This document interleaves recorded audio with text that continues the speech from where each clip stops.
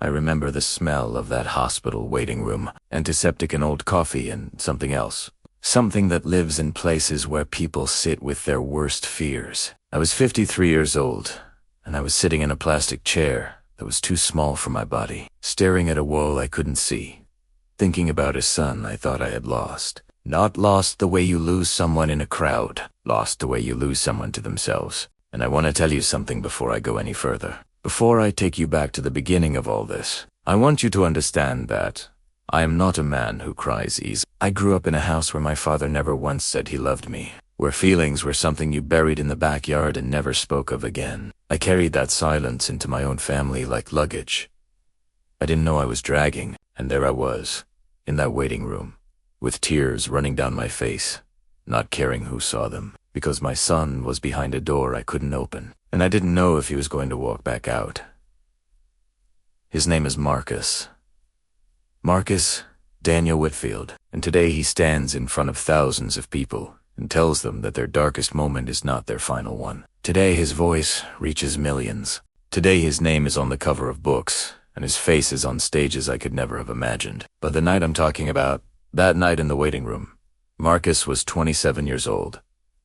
He had $17 in his bank account. He hadn't eaten a real meal in 4 days. He had been sleeping in his car for 6 weeks, and the reason he was behind that hospital door was something I will tell you about, but not yet. Because to understand that night, you have to understand everything that came before it. You have to understand how a boy full of light ends up in the dark. And you have to understand the role I played in putting him there. Marcus was born on a Tuesday in November, and I remember that the sky was doing something unusual that morning. It had been raining all week, the kind of cold, gray November rain that makes everything feel like a waiting room in itself. And then, the morning he was born, it stopped. Just stopped. And the sun came through the hospital window in a way that made my wife Patricia laugh, even though she was exhausted. She said, "Raymond, look at that." She meant the light. She meant the way it fell across the blanket they had wrapped him in. I was 26 years old. I was terrified. I had a job at a lumber yard that paid enough to cover the rent and not much else. We lived in a 2-bedroom apartment in Clarksville, Tennessee, and the second bedroom had been my home office, which is a generous way of saying it had a desk, a broken chair, and a filing cabinet I never opened. We cleared it out in a single weekend to make room for him. Patricia was the kind of woman who made everything feel manageable. That's the best way I know how to describe her. She had this quality, this deep, quiet competence. That meant whenever I felt the panic rising in my chest, I would look at her and the panic would slow down. She was not loud about her strength. She didn't announce it. It was just there, like the foundation of a house. You don't think about it until you need it. From the very beginning, Marcus was a particular kind of child. He noticed things. He would sit in the middle of the living room floor and watch dust move through a beam of sunlight with such complete attention that you'd almost feel embarrassed for interrupting him. His preschool teacher called us in when he was 4 and said, and I remember this word for word because Patricia wrote it in a little notebook she kept. She said, "Your son sees the world in a way most people spend their whole lives trying to learn." I didn't know what to do with that. I was a practical man. I thought in terms of skills and jobs and security. I heard that sentence and I thought, yes, but can he hold a job?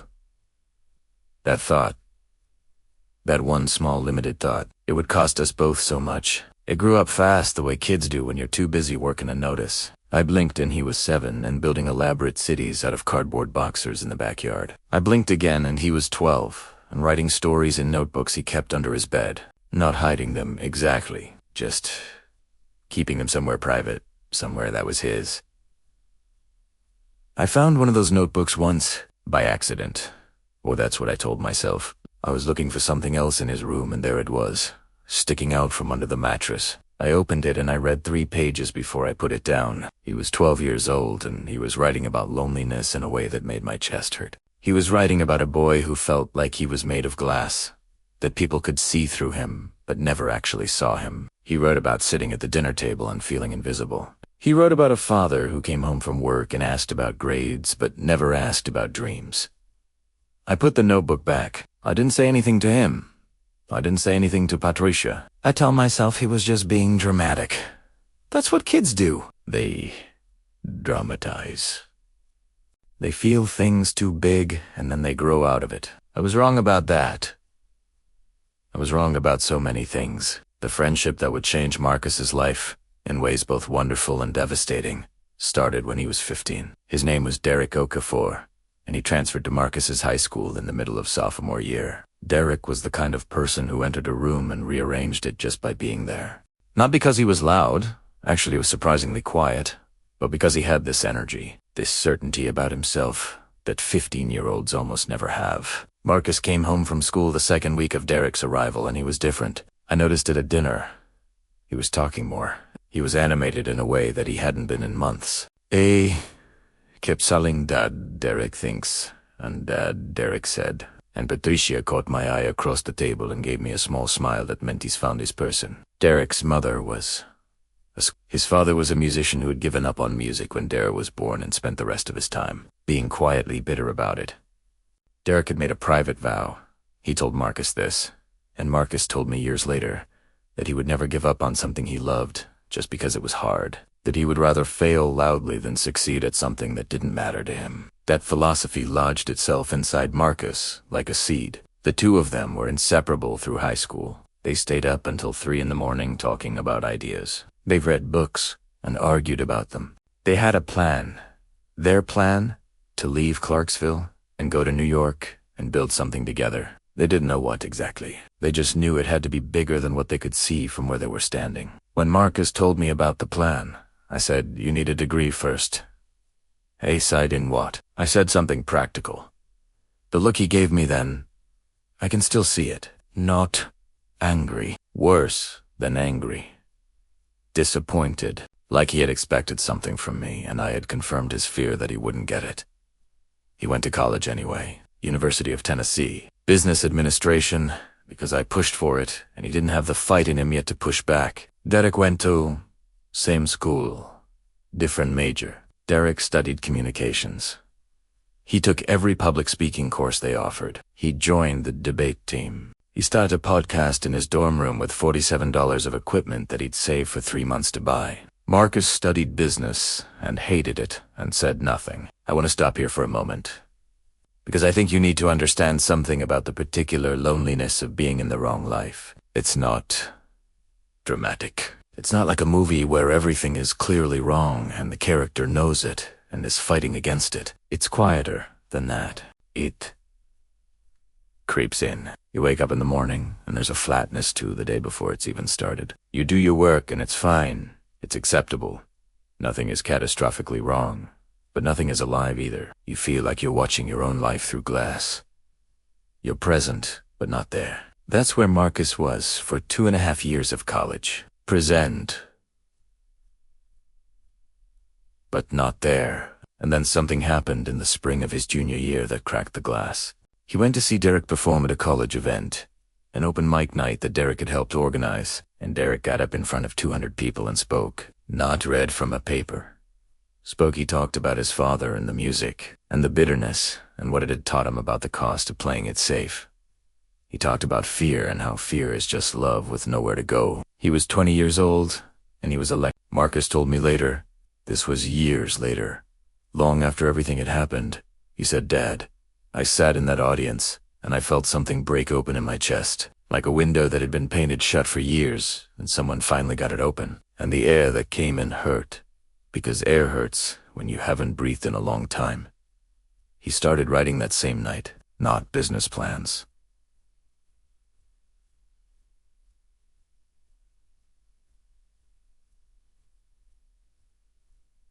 Not case studies. He started writing the things he had never said out loud. The notebook boy was still there. He'd just been waiting. He finished his business degree because he was almost done and because Patricia asked him to, gently, in the way she asked things that mattered. But the day he got his diploma, something in him had already made a decision that his mouth hadn't spoken yet. He moved to Nashville instead of New York. This was a small rebellion, not the city he and Derek had always talked about. Not the city I would have chosen, but his own choice, his own direction. He rented a room in a shared house with 4 other people. He'd found on the internet, and he got a job at a marketing firm that paid $31,000 a year. Derek went to New York. That was the first fracture in their plan. small, almost invisible. But there. For 2 years, Marcus worked at that firm and built something quietly on the side. He started writing essays. First, long pieces about identity and purpose, and the gap between who you are and who you're pretending to be. He posted them online under his real name, which terrified him in a way he described to me as the good kind of scared, the kind that means you're close to something true. A few people read them, then a few more, then a few more after that. Patricia followed his work from the very beginning. She printed out his essays and kept them in a folder. She called me and read me passages over the phone, and I listened and said things like, "That's good. That's real good," without fully understanding what I was hearing. I was still waiting for the practical plan. I was still looking for the degree to pay off in a recognizable way. I missed what was happening right in front of me. Again, at 25, Marcus quit the marketing firm. He called me on a Tuesday evening. I was watching the news. He said, "Dad, I need to tell you something, and I need you to just listen before you respond." I turned off the television. I said, "Okay." He said he had saved $4,000, and he was going to spend the next 6 months writing a book and building an online platform. And he truly believed, that this was the thing he was supposed to do. I didn't just listen before I responded. I told him he was making a mistake. I told him $4,000 was nothing. I told him the odds of making a living as a writer were terrible, and he knew they were terrible, and that being talented wasn't enough. Talent was everywhere. What mattered was stability and a plan. I told him he needed to think about this more carefully. He was quiet for a long time when I finished. Then he said, "I knew you'd say that," not angry. Sad. There's a difference, and that difference matters. We hung up and I sat in my chair, and Patricia came in from the kitchen and looked at my face and said, "Raymond, what did you do?" The next 18 months were the hardest of his life up to that point. He moved into a smaller, cheaper place. He cut everything down to the bone. He wrote every day. He built his newsletter from 100 subscribers to 400. He pitched his book to 15 agents and got 15 rejections, then 12 more. He ran out of savings at month 7 and started taking freelance writing work to keep himself afloat. Work that paid badly and took time away from his real work, which meant he was always running 2 directions at once. Derek was in New York by now and doing well. He had landed a job at a media company, and his own platform was growing faster than Marcus's. And I think, Marcus never said this directly, but I think there were nights when he measured himself against Derek and felt something complicated about it. Not jealousy exactly. More like the fear that someone who started at the same place could outrun you. The fear that maybe the gap between you wasn't about effort or talent, but about something you couldn't name or fix. At 26, Marcus got an offer from a company in Nashville. A content director role. Good salary. Benefits. Everything I'd wanted for him laid out like a meal. He took it. He didn't call me first. I hoosed Keith. And when he told me, his voice had the sound of someone who has made a decision by giving up rather than choosing. I should have heard that.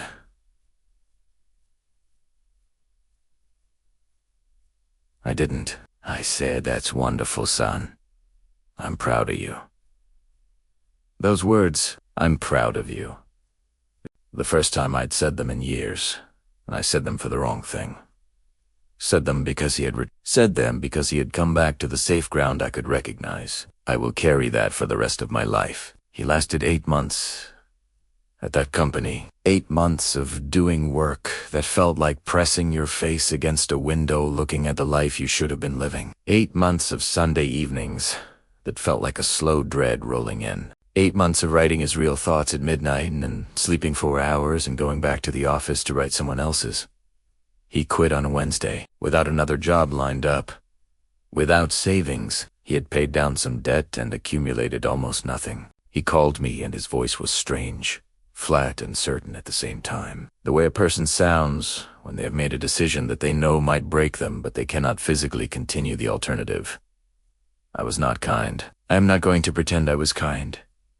I said things about responsibility. I said things about throwing away opportunity. I said something. And I remember this word for word because Patricia told me to remember it. Told me to hold it and not let myself forget it. Primera Said Marcas, at some point you have to live in the real world. The real world. As if the world he was trying to build wasn't real. As if the things he felt weren't real. As if a father telling his son that his dreams are not the real world is anything other than a small, quiet act of destruction. He said, "Okay, Dad." And he hung up. That was the last time we spoke for 4 months. I didn't know what was happening to him during those 4 months. Patricia kept in touch with him. She always did. She was the thread that kept us connected even when I was the one pulling it taut. But she protected him from my worst anxieties and protected me from his worst moments. And I think she believed we both needed that space to find our way back to each other. What I know now, what Marcus has told me and written about openly, is what those 4 months actually looked like. He lost his apartment at the end of the first month. He moved into his car, a 2011 Honda Accord with a cracked dashboard and a heating system that worked about 60% of the time. He parked in different places so no one would notice. He used the gym at the local community center to shower. He ate once a day, sometimes twice if he could afford it. But he kept riding. This is the part that I still don't fully understand. The part that tells me something about Marcus that I could never have taught him, that he came into the world carrying. He was sleeping in a car with $17 and a cracked dashboard, and he was writing every day. He had his laptop and a notebook, and he was writing things that were more honest and more alive than anything he had written before. Because when you have nothing left to protect, the truth comes more easily. He posted those pieces online and people found them. Something about the rawness, something about the specificity of the pain, the way he described what it felt like to choose yourself when the world kept telling you you were wrong for doing it. People who were sleeping on couches and working jobs they hated and carrying dreams they were ashamed to admit they still had. They found his words and they felt less alone. His newsletter went from 400 subscribers to 2,000 in 6 weeks. He noticed. He kept going. Derek found out about the car, not from Marcus, from someone who knew someone. He called Marcus, and Marcus told him the truth, and Derek wired him $200 from New York and said, "This isn't charity. This is investment. Don't stop." Marcus told me later that he sat in his car after that phone call and held the phone against his chest and breathed. I didn't know any of this. I was 60 miles away, telling myself that silence was respecting his choices, that I wasn't calling because I didn't want to push. The truth, and I have had years now to look at the truth, is that I was afraid that if I called and he was struggling, I would have to face what my words had done. It was easier not to know. Week 6 of living in the car, something happened. He had been invited by a local organization that ran events for young professionals to speak. For 15 minutes, at a small gathering, 30 people in a room above a coffee shop. They had found one of his essays and thought he might have something worth saying in person. He ironed his shirt in a laundromat the morning of the event. He spent 40 minutes on it. He had one good shirt, and he made it perfect. He ate a granola bar for breakfast and drove to the coffee shop and walked up those stairs and stood in front of 30 people and spoke for 22 minutes. He went over his time. Nobody stopped him. Nobody looked at their phone. When he finished, the room was quiet for a moment in the way that rooms get quiet when something true has just been said in them.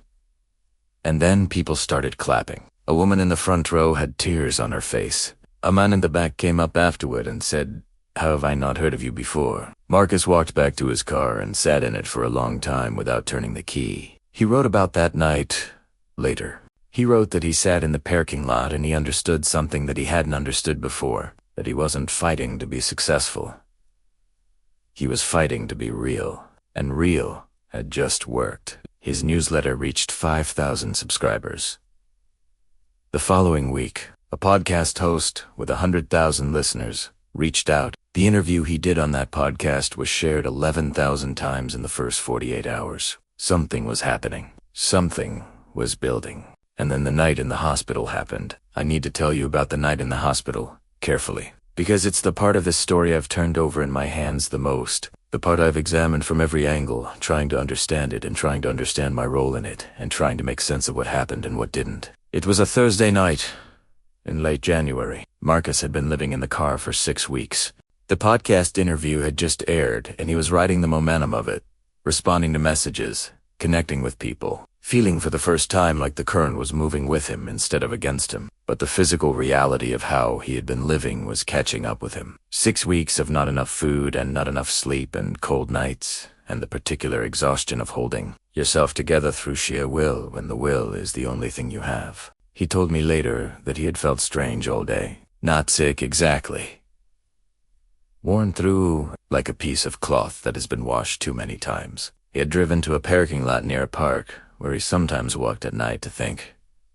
He was going to walk, clear his head, write something when he got back. He opened the car door and stood up, and the world tilted. He sat back down. Treath. Again. The world tilted again, and this time his vision went gray at the edges. He knew something was wrong. And here's the thing I've thought about most. The thing that tells me everything about who my son is, even in that moment. Even when he was scared and his body was failing him, his first thought was not to call me, because our last conversation had been me telling him he didn't live in the real world. His first thought was that he didn't want to be a burden. His first thought was that maybe he could handle it. He called Patricia. She called an ambulance. She called me 7 seconds after she called the ambulance. I was in my pajamas, and I was in my car in 4 minutes, and driving to Nashville, and I ran to red lights. And I don't remember most of the drive. The doctors said it was exhaustion and malnutrition and dehydration. They said his body had been running on empty for so long that it had finally just said enough. They said he needed fluids and rest and food. They said he was going to be okay. I sat in that plastic chair in that waiting room and I cried in a way I hadn't cried since my own father died. Not for the same reasons.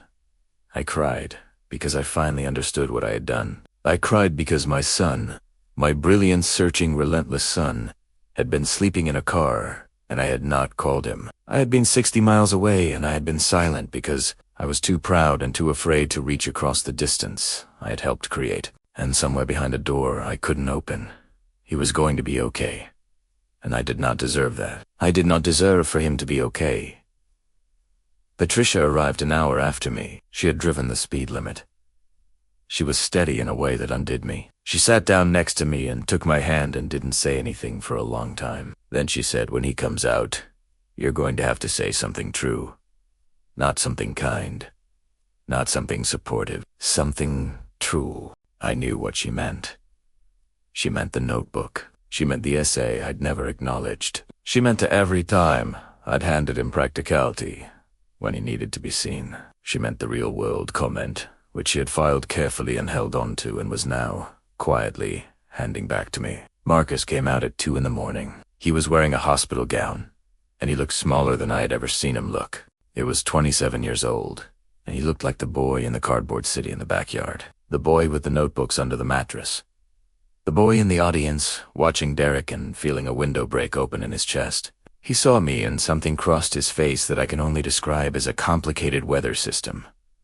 Relief and hurt and love and guardedness all at once. Primera stood up, and I said something I had never said to him before. Something I had been holding my entire life like a stone in my pocket, so long that I had forgotten it was there. I said, "Marcus, I read your notebook when you were 12. I read 3 pages, and I put it back, and I never said a word to you about it. And what you wrote was true, and it was beautiful, and I was too afraid of what it meant to acknowledge it. I have been afraid of what you are for a long time. Not because I don't love you, because I love you so much that your life makes me feel the weight of all the things I never did with mine. And I put that weight on you. And I am sorry.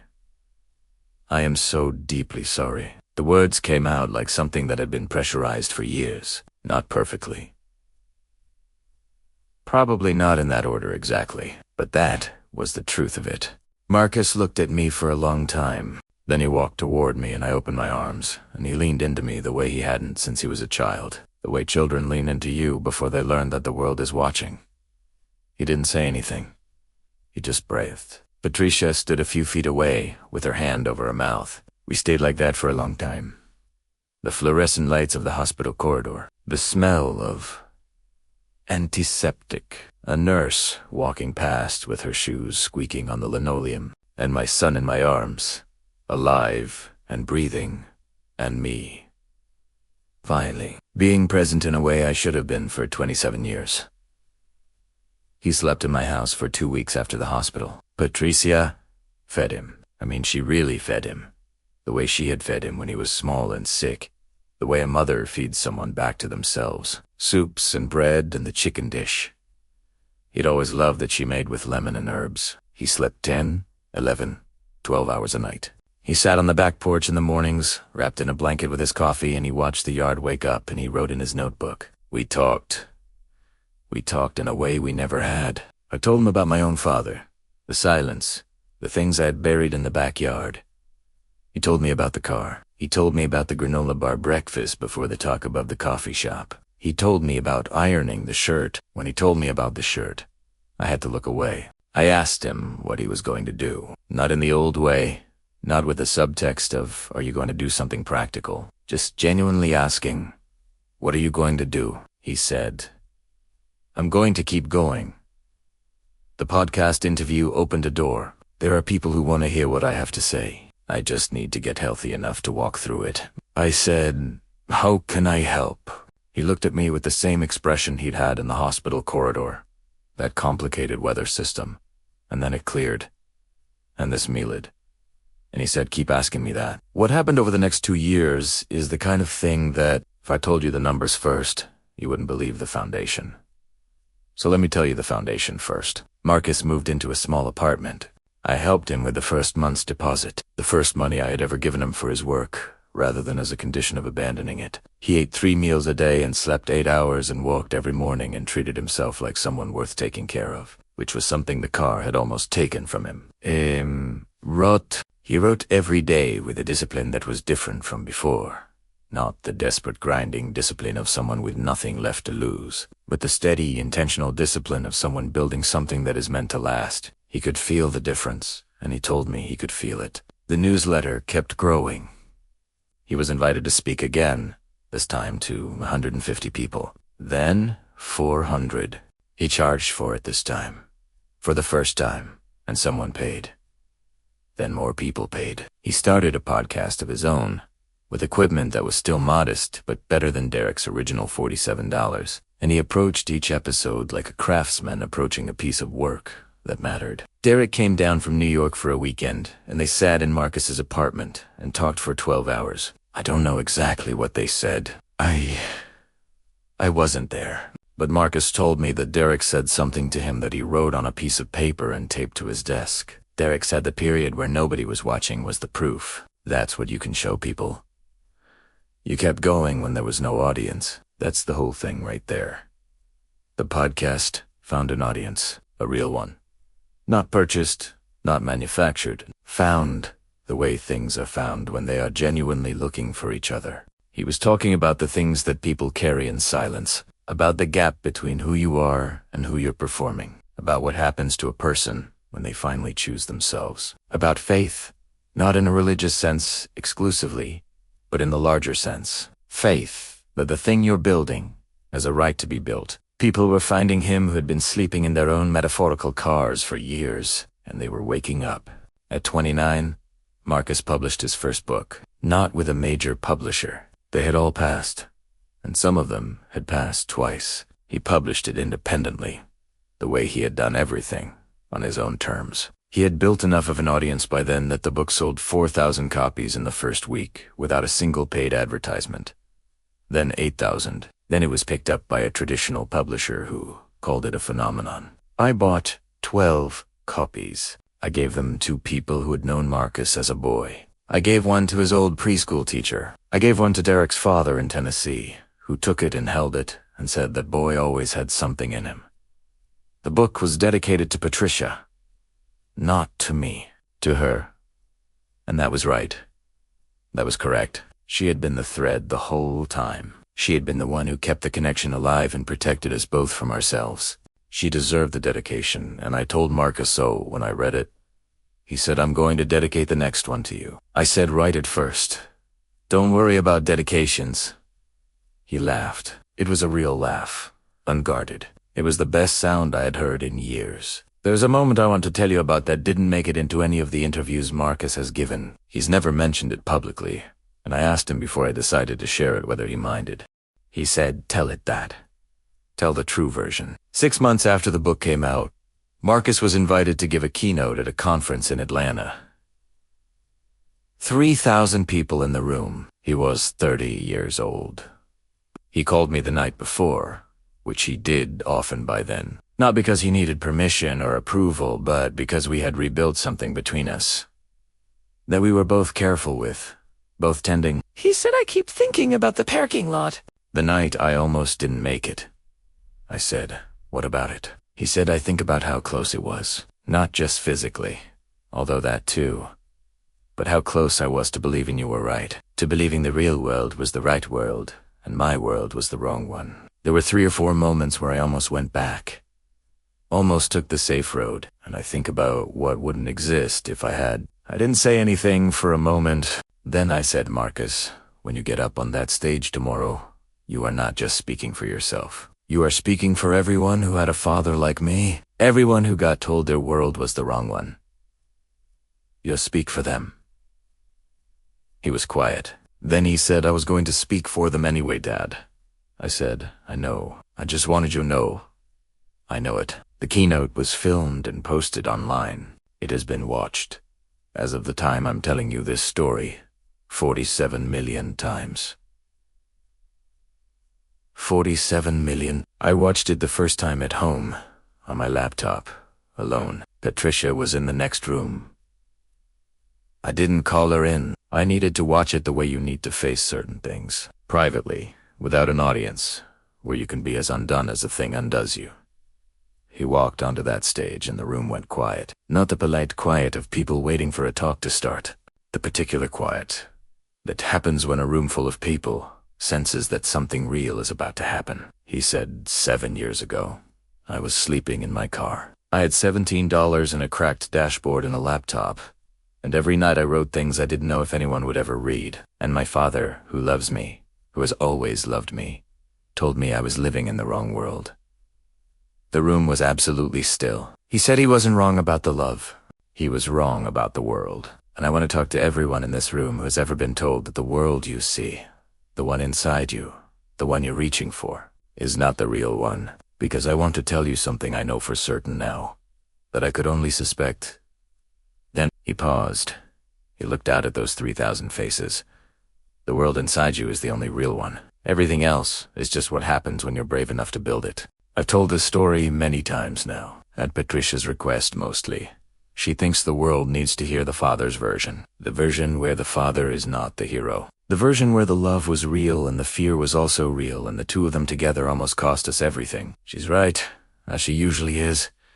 I'm 63 years old now. Marcus is 34. He has a home and a marriage, a woman named Simone, who is patient and bright, and sees him in the way I should have seen him, and never quite did. They don't have children yet, but there is talk of it, and when I think about Marcus as a father, something opens in me that is too large for words, because I know he will see them. I know he will open notebooks and read what's inside and say what needs to be said.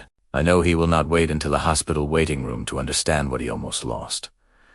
Derek is in New York still. His own career has taken a different shape. He moved away from media and into documentary filmmaking, which suits him completely. He and Marcus speak every week. The plan they made at 15, to leave and build something bigger, they kept it, just not in the way they thought they would. They built it separately, and the distance between them turned out to be part of the structure, not a flaw in it. Patricia is well. She retired from the teaching job she held for 22 years, and she gardens now, with an intensity and a patience that she applied to everything she ever cared about. She still prints out Marcus's essays. The folder is very thick. I am a different man than I was. Not transformed in the dramatic sense, not healed of every silence or every fear, but changed in the way that being present for a reckoning changes you. I said the true thing in a hospital corridor at 2 a.m, and the saying of it rearranged something in me. I understand things now that I had the information for my entire life, but never assembled. I understand that love is not enough if the love is afraid of what it loves. I understand that practical is not a virtue when it is really just fear with better branding. I understand that when a child shows you who they are, really shows you in notebooks, under the mattress, in essays posted online in the dark, in the way they sit and watch dust move through a beam of light. The only right response is to look. Act what you look and say, I see you. What you are is not a problem to be solved. It is the thing itself. There is one more thing. A few months ago, Marcus called me on a Sunday morning. He didn't say hello the way he usually does. He said, Dad, I need to read you something. I said, okay. He read me a message he had received from a 23-year-old in Ohio. The young man had written that he had been sleeping in his car for 3 months, that he found Marcus's work 6 weeks ago, and it kept him going. That today he signed a lease on an apartment, that he starts a new job on Monday, and that he wanted Marcus to know that he was the reason he kept going when he was out of reasons. Marcus read it slowly. He read every word. When he finished, neither of us said anything for a moment. Then I said, Marcus. He said, yeah, Dad. I said, that's why. He said, I know, Dad. I know, and we stayed on the line for another few minutes, not saying much. Just there, just present with each other across the miles, two people who had nearly lost what they had and had chosen, slowly and imperfectly and with great difficulty, to find their way back to it. The sky outside my window was doing something that morning, not the November light from the hospital where he was born. Diferent. Diferent. Diferent, a February light, pale and clear. The kind that doesn't promise warmth, but tells you the darkness has turned. That winter is still there, yes. But something has shifted. My son was on the phone. My son, who had $17 and a cracked dashboard and a laptop and something inside him that no one could extinguish. Not circumstance, not rejection, not the weight of a father's fear, not cold nights in a parking lot, not exhaustion and a body that said enough. Nothing could put out that light. He was on the phone, talking to millions through that one young man in Ohio. Through every young man and every young woman who was currently parked somewhere, holding on, and I was 63 years old. Finally listening. Finally. Present. Finally proud of the right things, at the right time, for the right reasons. That's the story of my son. That's the story of Marcus Daniel Whitfield. And if you are sitting somewhere right now, in a car, in a room, in a life that does not yet look like the life you can see in your chest, I want to tell you what I should have told him a long time ago. Before the hospital, before the car, before the iron shirt and the granola bar and the cracked dashboard. What you see inside yourself is not wrong. It is not impractical. It is not the wrong world. It is the only world that ever became real. Every single thing that exists was once invisible, was once just a feeling in someone's chest that the world around them said was not practical, not real, not worth the risk. Keep the notebook. Post the essay. Iron the shirt. Keep going.